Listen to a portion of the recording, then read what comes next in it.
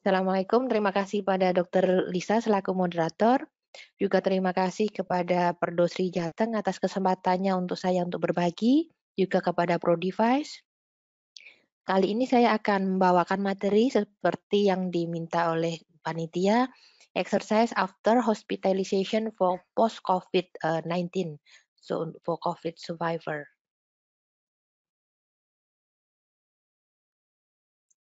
Demikian CV saya yang sudah dibacakan Dokter Lisa. Ini sekilas oleh pandemi COVID yang sudah dijelaskan secara jelas dan gamblang oleh Dr. Wahyudati sebelumnya. Begitu juga ini tentang kriteria dari WHO, sementara WHO itu sendiri mengenal tentang probable COVID dan confirm COVID. Dan ini sekilas mengenai target dari COVID, kita sama-sama mengingat bahwa COVID itu selalu mengancam, meskipun sudah sembuh, bukan berarti itu akan infeksi yang pertama, sama dengan virus lainnya, sama dengan influenza dan lain-lain, selalu akan ada infeksi ulangan. Jadi new infection atau reinfection, dan yang terpenting adalah prevention. Prevention controlling dari infection habit. Jadi bagaimana kita mempunyai budaya untuk dapat mencegah, mengontrol dari infeksi tersebut, karena itu cara kita untuk masuk ke dalam era new normal. Karena kita harus berhadapan terus dengan COVID dan kita tidak boleh kalah. Target COVID itu nomor satu jelas, ini target dari reseptor ACE itu ada di respiratory system, masuknya selain dari jalan napas dia juga dari kontak dengan mukosa mata, kemudian masuk dari 3 port di entry dari wajah, yaitu dari mukosa mata, kemudian dari mukosa hidung dan saluran nafas, kemudian dari mulut, lubang mulut untuk mukosa mulut yang bisa masuk juga ke nafas maupun ke saluran GI tract atau ke saluran gastrointestinal. Oleh karena itu pentingnya menutupi 3 port di entry tersebut. Jadi bagaimana kita melindungi mata dengan menggunakan Google atau eye protection, bagaimana kita melindungi lubang hidung dan lubang mulut, yang pertama kali kita isolasi dan kita lockdown adalah hidung dan mulut kita sendiri dengan masker. Kemudian mata pakai protection. Nah, bagaimana yang others saya tulis? Others itu adalah eh, target COVID yang karena cytokine storm-nya. Jadi di sini yang selain dari 3 di atas port di entry adalah sistem vaskularisasi, sehingga semua vaskular sampai dengan vaskular terbesar di jantung akan terhantam karena di otot-otot kardiak juga termasuk salah satu target dari COVID. After hospitalization, seluruh data tentang perjalanan COVID sampai dengan post-COVID sudah dijelaskan dengan sangat jelas oleh Dr. Wahyudati tadi. Saya hanya meringkas apa yang terkait dengan persiapan untuk menuju suatu exercise pasca hospitalization, yaitu pertama simptom yang sering kami dapat secara klinis pasien itu mengeluh fatigue. Dia mengeluh lelah. Pasien lelah dok, cepet capek, mungkin kalau sejawat mohon maaf, lebih cepat lelah, kemudian keterbatasan dalam aktivitas. Tidak seperti dulu dok, bicara pun tidak bisa lapang. Jadi mungkin simptom ini yang bisa kita lihat untuk penyakit paru kronis. Bagi sejawat yang sering berkecimpung dalam pulmonary rehabilitation, pasti sering melihat hal seperti itu. Kemudian efek dari fibrotik lung itu sendiri karena jaringan paru timbul karena efek suatu infeksi yang merupakan reaksi dari tubuh untuk menghadang sebetulnya terjadinya cytokine storm.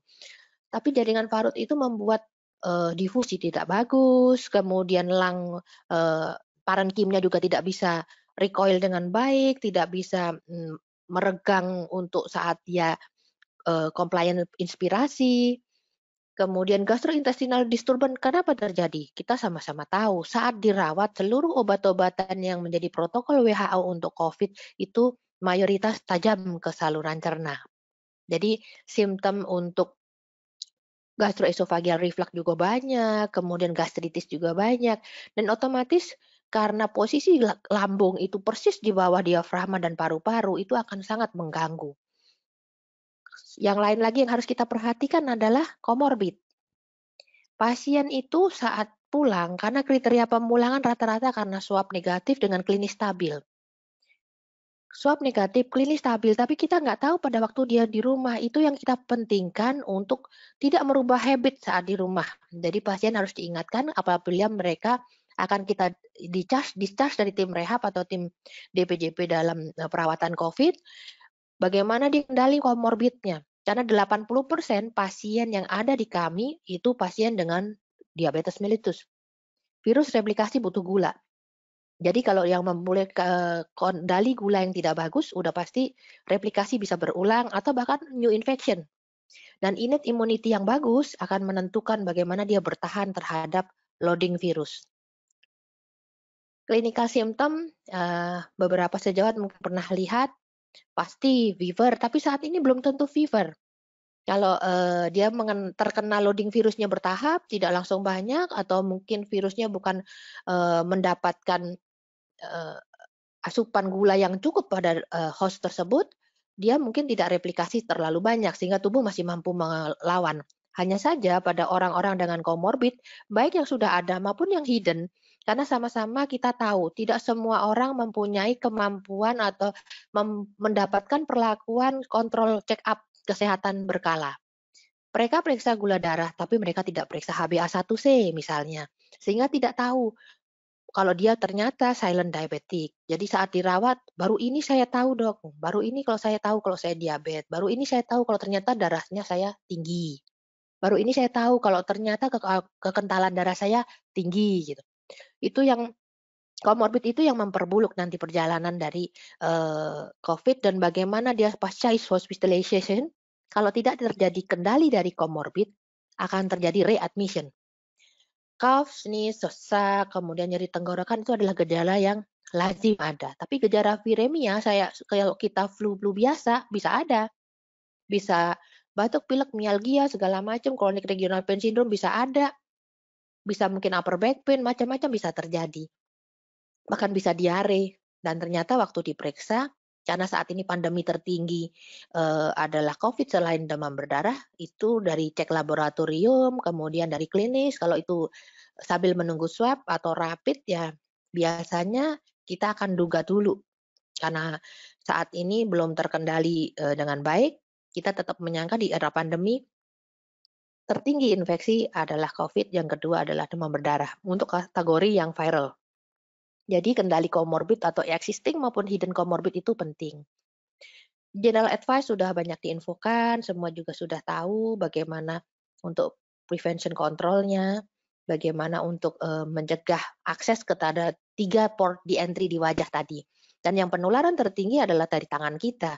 Oleh karena itu, rambut harus dilindungi, seringnya tangan kita itu kalau tidak memegang wajah, dia memegang rambut. Sehingga lebih bagus kalau yang menggunakan hijab dia sudah tertutup rambutnya. Bagi yang tidak mungkin bisa menggunakan topi atau mengikat rambutnya sehingga rambut itu tidak tergerai dan tidak disusupin virus menempel di antara rambutnya yang mungkin membuat tangan jadi gatal untuk menyibak atau memegang atau memainkan rambut padahal rambutnya mungkin tertempel sehingga kalau di tangan tersebut secara tidak sengaja memegang wajah sebelum cuci tangan, ya itu akan membantu menempelkan kontaminasi virus di permukaan rambut ke wajah. Dan sangat penting untuk praktek rehab. Karena kebetulan saya juga di komite PPI, jadi Prevention and Controlling Infection Committee, PCI. Hand hygiene kita tahu, surface decontamination bagi sejawat yang berhubungan dengan praktek, tolong diperhatikan semua yang terkontaminasi pasien, baik area tempat duduk atau alat, apapun yang kemungkinan akan tersentuh dompet atau tangan pasien harus dilakukan surface decontamination secara reguler atau berkala. Karena alat-alat itu terekspos, jadi minimize exposure. Air handling unit buat kami sangat penting. Room circulation control. Di Rumah Sakit Persahabatan, alhamdulillah rumah sakit kami struktur dibuat eco-friendly oleh Rusia sehingga gedung kami sangat tinggi plafonnya, kemudian sirkulasi airflow inside room, jadi aliran udara kami memiliki namanya valveometer di mana kami bisa mengetahui arah alurnya kemana. Jadi aliran tersebut angin tersebut harus menuju pasien, tidak menuju dokter. Jadi dokter tidak terkontaminasi. Kalau ada, eksos harus dekat pasien, bukan dekat dokter. Kalau ada HEPA filter posisinya di dekat pasien, bukan di dekat dokter. Agar memastikan arus apabila ada sesuatu droplet atau apapun yang terbawa oleh aliran udara, meskipun itu bukan airborne, tapi dalam jangka pendek tidak mengkontaminasi kita dan tidak menuju ke kita selaku dokter, harus menuju ke pasien. Jadi kita harus memastikan aliran udara itu dari zona hijau ke zona merah, bukan dari sebaliknya, karena sangat berbahaya untuk tenaga kesehatan. Jadi zone infection atau non infection ini mungkin, yang harus saya sharing karena keselamatan bukan hanya oleh APD dan bukan hanya oleh cuci tangan, tetapi aliran udara sangat menentukan. Respiratory rehab karena respirasi berhubungan dengan udara, makanya tadi saya bicara tentang aliran udara. Ini sudah dibacakan juga, sudah dibahas oleh Dokter Dati tadi, komprehensif untuk respiratory. Saya akan skip, lanjut. 4S, simple, effective, safe, and saving, prinsip otomatis untuk optimalisasi dari respiratory rehabilitation. Parameter untuk rehab. Parameter untuk rehab yang ini saya bisa kerjakan untuk rehab di saat rawat inap ataupun post hospitalization. Saya hanya akan berikan garis besar supaya mudah untuk aplikasi. Simptom, kalau terkait respiratory jelas sesak. Tapi kalau terkait, mohon maaf itu ada duplikasi atas dan bawah, simptom itu harus kita evaluasi, yang di atas itu sebelum kita kerjakan exercise, yang di bawah simptomnya itu penjelasannya adalah sesudah kita kerjakan exercise. Harus dilihat sesaknya bagaimana. Oleh karena itu kita punya skala Borg, kita punya evaluasi sesak, untuk bisa menilai objektif dari suatu hal yang subjektif. Hematologi kita harus cek, data patologi klinik ataupun swab, apa kepentingannya? Kan kita ingin tahu, apakah pasien ini mempunyai, kemampuan nggak untuk menghasilkan energi untuk exercise. Kalau pasien itu albuminnya kurang bagus, otomatis dia nggak akan baik. Kalau dia HB-nya rendah, dia tidak akan bisa exercise dengan baik. Supplier oksigennya tidak ada. Yang binding dengan oksigen adalah hemoglobin dan tidak ada. Kalau kalau 4 molekul hemoglobin yang bisa mengikat, oksigen itu bisa dioptimalisasi jumlahnya atau minimal normal, maka dia akan tercukupi oksigen demand pada waktu dia exercise. Jadi pre-exercise, durante exercise, dan post-exercise, dia tidak akan terjadi hutang oksigen atau yang kita kenal sebagai oksigen debt. Sehingga tidak terjadi katabolik yang berlebihan dan otot pun tidak dipecah lebih banyak sehingga tidak cepat lelah. EKG pun begitu, cardiac engine juga begitu, karena salah satu target dari COVID adalah jantung serta pembuluh darah. Itu harus kita perhatikan, terutama untuk komorbid, antara lain yang punya masalah dengan vaskuler, baik itu diabetes atau non-diabetik. Radiologi pun sama, ada yang lesinya tidak aktif, menurut data radiologis, lesi aktif adalah terjadinya ground glass opacity di daerah subpleural. Tapi kalau hal tersebut tidak banyak, mungkin ini lesi sudah stagnan, tidak aktif. Begitu, simptom juga kita evaluasi kembali.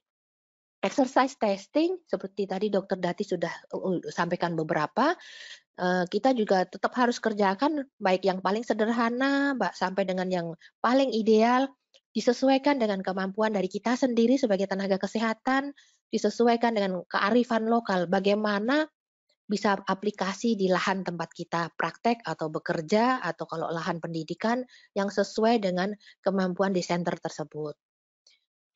Kemudian selalu diingat bahwa COVID-19 itu peniru yang sangat ulung. Dia sangat mudah mirip dengan apapun. Jadi kita harus kembali ke data klinis ataupun laboratorium. Yang saya perlu garis bawahi ada buat kami terutama dari respiratory atau dari pulmonary rehab, kami konsultan kardiorespiratory, infectious state atau tidak. Karena kita berurusan dengan post-COVID. Jadi kalau hospitalization enak buat saya, sudah jelas kalau di dalam rumah sakit kita anggap dia COVID. Bagaimana kalau dia pulang? Modalnya apa untuk kita lihat? Yang pertama, dia dipulangkan karena swabnya pasti negatif. Tapi ada beberapa yang tetap dipulangkan meskipun swabnya positif. Karena apa? Sudah 7 minggu swabnya positif terus. Dokter ini mau diisolasi sampai kapan gitu. Biasa kami akan lihat yang disebut sebagai city value atau cycle time expertise. Itu putaran, jumlah putaran atau waktu putaran. Apabila centrifuge putaran dari RT-PCR dari gene expert tersebut lebih dari 30 cycle, meskipun swab itu positif, dia tidak menular, less virulensi. Karena jasad COVID atau jenazah COVID itu masih terdeteksi sebagai COVID positif swab.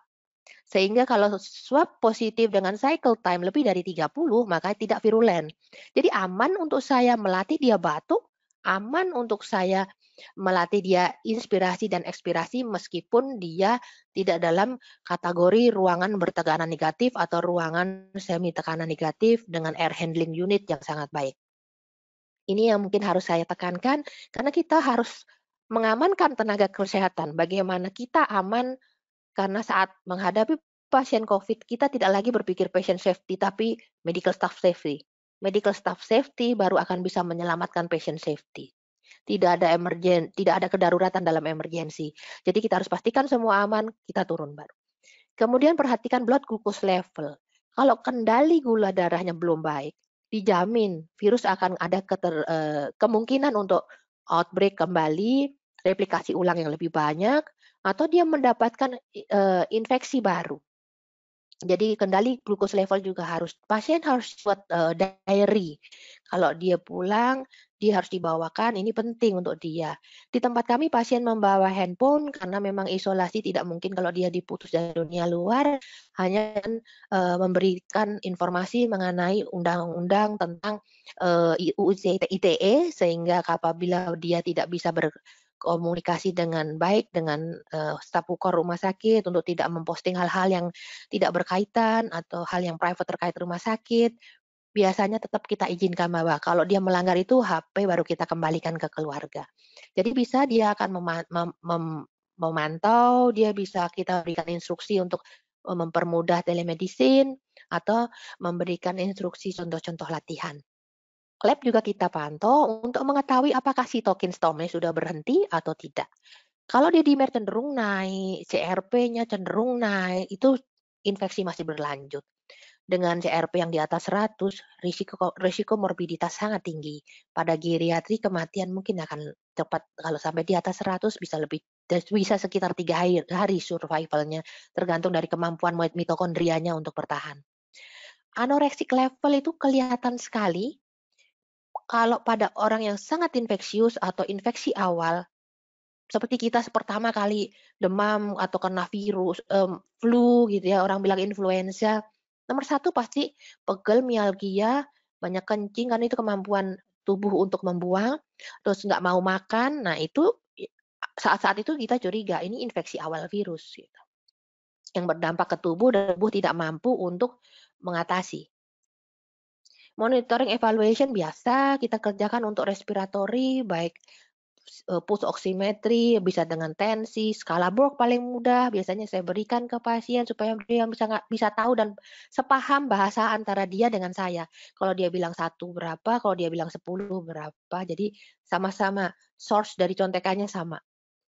Functional respiratory indicator, saat ini kita tidak menggunakan insentif spirometri, peak cuff maupun manometer, sehingga ada yang bisa saya kerjakan yang nanti akan saya bahas, yaitu menggunakan modified untuk penilaian respiratory meter.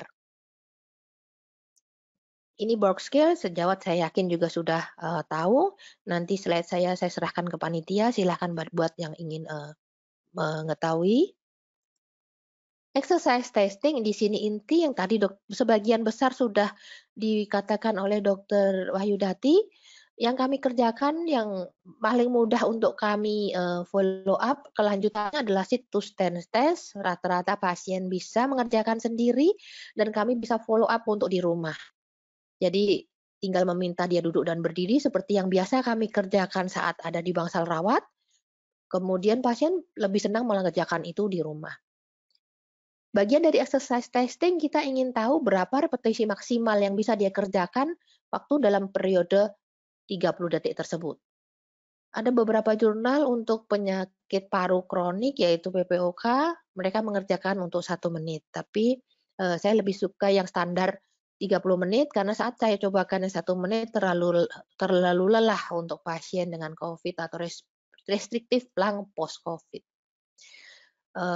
Respiratory muscle strength yang kami kerjakan, apabila yakin tidak infeksius, kita bisa kerjakan ini API itu arus puncak ekspirasi, mohon maaf harusnya ini peak flow rate atau, uji, menghitung ekspirasi nafas.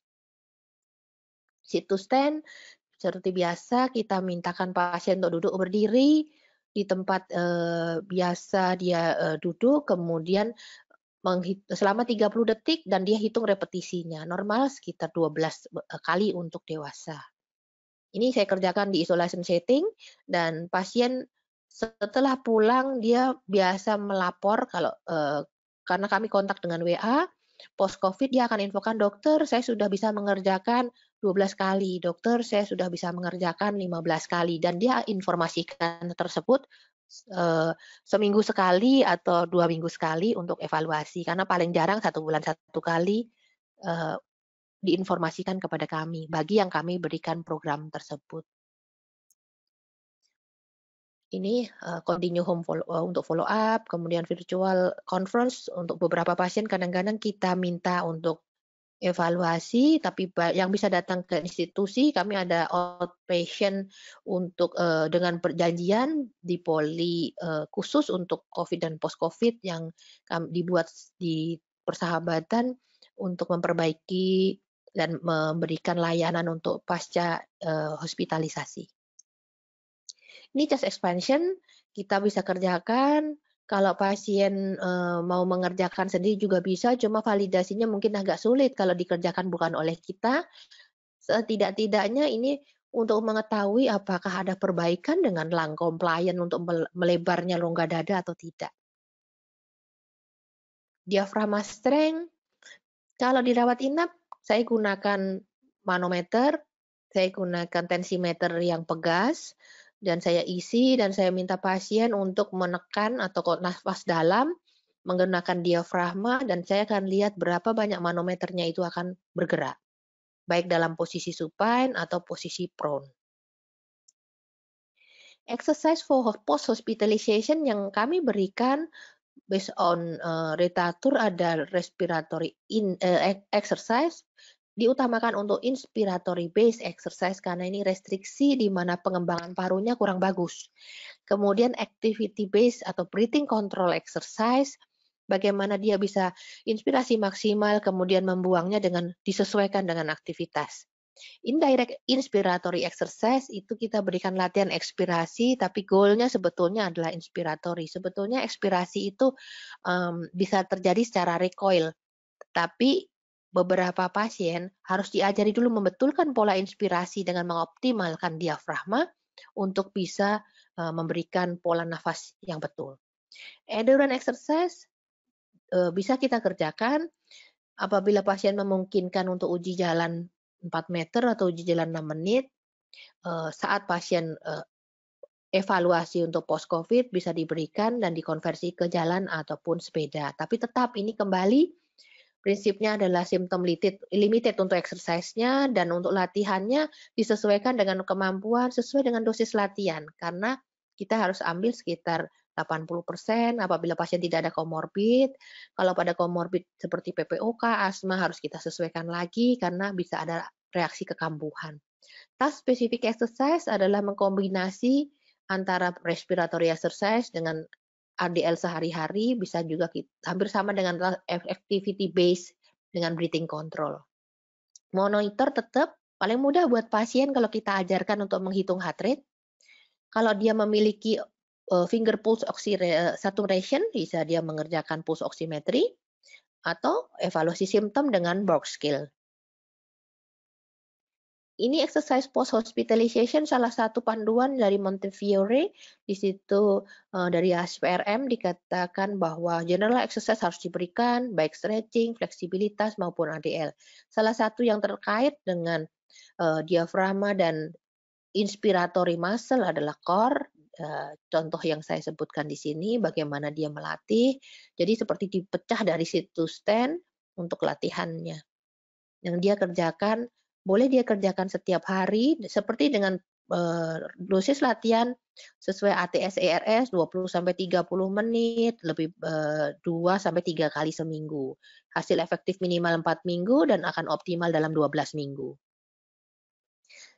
Exercise yang paling kita inginkan lagi adalah diafragmatik. Diafragma paling mudah kalau pasien susah, bingung cara gerakin diafragma, tengkurapkan, diganjal di daerah diafragma bawah, jadi di bawah iga sampai ke hip, panggul, ini agak turun sedikit gambarnya, tapi, kalau bisa bantalnya lebih besar sehingga nampak pressure-nya dan diminta pasien untuk rileks, ini postur atasnya belum terlalu rileks yang ada di gambar, dia minta untuk tarik nafas, perut dikembangkan, kemudian buang nafas, perut dikempeskan. Saat dia menarik nafas otomatis akan mendorong ke tempat tidurnya, sehingga akan membuat diafragma juga melebar ke arah penguatan core di punggung serta lateral. Hal ini di beberapa pasien lebih mudah untuk mengontrol diafragma dengan saat tengkurap. Selain itu prone does work, untuk posisi COVID dia lebih baik untuk memperbaiki, perfusi di daerah, alveolar inferior. Monitoring untuk heart rate, kemudian saturasi oksigen dan simptom tetap kita berikan. Ini rangkaian respiratory exercise yang kami berikan, bisa diberikan keseluruhan, bisa dipilih, tapi ini bisa diakses di YouTube dan pasien kami berikan karena ini dari tim treatment siaga COVID Rumah Sakit Persahabatan, diketuai oleh Dr. Erlina Burhan dan saya dari KSM Rehabilitasi Medik. Ada di dalam link tersebut, sejawat bisa membuka, bisa mengakses dan bisa share kalau ada pasien yang memerlukan. Nah, sebagai penutup dari saya, respirasi, rehabilitasi itu perlu diimplementasikan untuk meningkatkan penyembuhan secara fungsional. Karena dari rehabilitasi kita yang bisa kita tingkatkan adalah fungsional recovery. Secara impairment atau penyakit, jaringan yang sudah luka akan menjadi fibrotik dan itu tidak akan kembali. Tapi bagaimana kita mencegah komplikasi lebih lanjut setelah dia dirawat inap dan bagaimana di dalam jangka panjang. Karena fibrotik lung post COVID ini jelas ini suatu, tantangan untuk kita dokter rehab, yang bisa membantu dokter paru karena ini lung fibrotik ini sulit sekali, yang akan tambah banyak karena remain functional dari respiratory system akan terganggu dan yang paling bisa meningkatkan fungsi dari remaining functional respiratory system adalah rehab dokter. Dalam era new normal ini, kita harus berpikir tidak hanya patient safety, tapi juga environmental safety. Apakah lingkungan kerja kita aman? Aman buat pasien, aman juga buat kita, medical safety. Demikian presentasi dari saya, terima kasih atas perhatiannya, semoga bermanfaat, semoga Tuhan Yang Maha Kuasa juga melindungi dan meridhoi semua aktivitas kita, semua diselamatkan karena tiada daya upaya tanpa izinnya. Semoga bermanfaat, wabillahi taufik wal hidayah, wassalamualaikum warahmatullahi wabarakatuh.